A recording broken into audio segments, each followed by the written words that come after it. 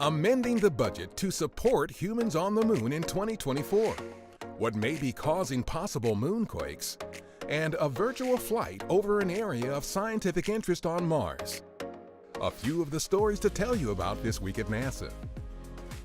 During an agency-wide town hall at our headquarters on May 14th, NASA Administrator Jim Bridenstine and other senior agency leaders discussed the President's proposed amendment to NASA's 2020 budget to support accelerated plans to land astronauts on the moon by 2024. I think in a very strong vote of confidence for this agency, the administration decided to give us $1.6 billion of new spending. That is, I think, a very strong indicator that this administration is committed to achieving the end state in a bipartisan way.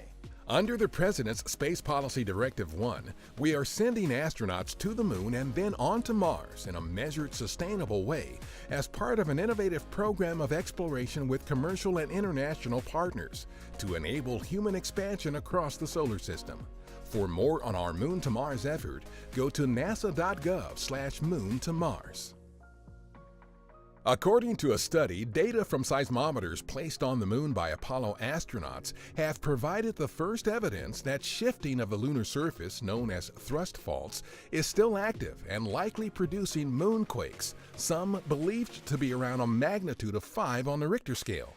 Thrust faults, where a section of the moon's crust is pushed up over another, happen because the gradual cooling of the moon's interior is causing the moon to shrink.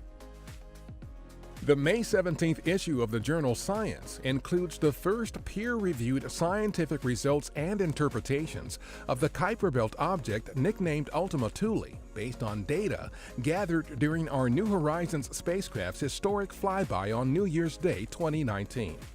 The initial data summarized in Science reveal much about the object's development, geology, and composition.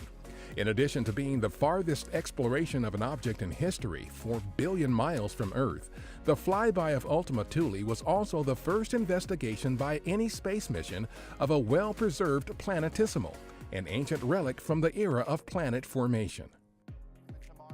On May 14th, Administrator Bridenstine delivered the keynote at the Humans to Mars Summit 2019 at the National Academy of Sciences building in Washington, D.C. The annual event addresses the technical, scientific, and policy challenges of making human exploration of Mars a reality. A new animated video shows what it will be like to soar over Mount Sharp, which NASA's Curiosity rover has been climbing since 2014.